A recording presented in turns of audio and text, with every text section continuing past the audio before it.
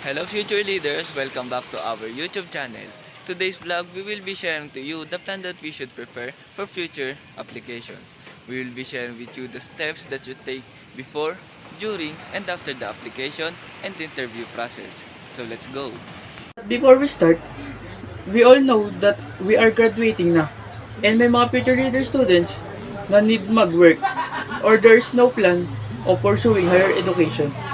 If you're one of those future leaders, then this vlog is perfect for you.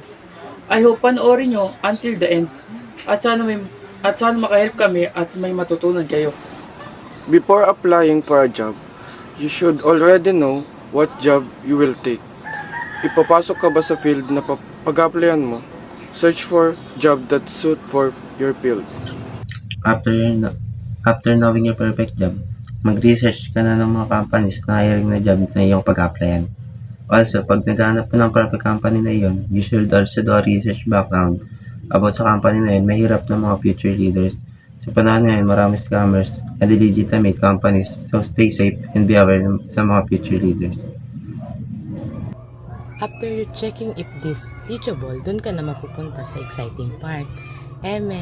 You should ready your resume para isubmit ito sa company na pag-applyan mo. But remember, future reader, it must be up-to-date information. If the company na pag-applyan mo ay modern job application, you must wait for their response if you're accepted or not.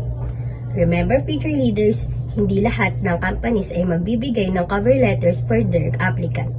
May mga companies na they make the decision agad if you're accepted.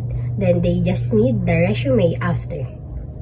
After preparing your resume and cover letter, need mo pumunta sa online application portal ng company and mag-fill out ng mga application kung saan i-attach mo yung mga external documents.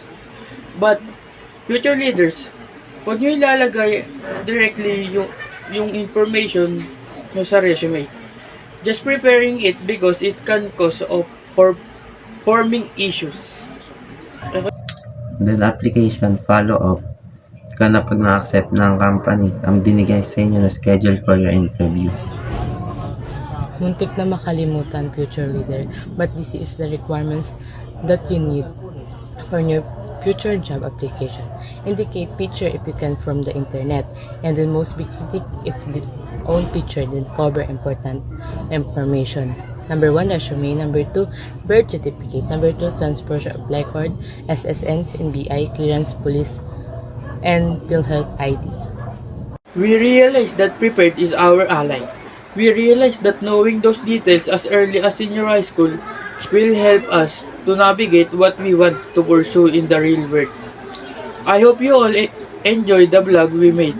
See you next time, future leaders. Bye!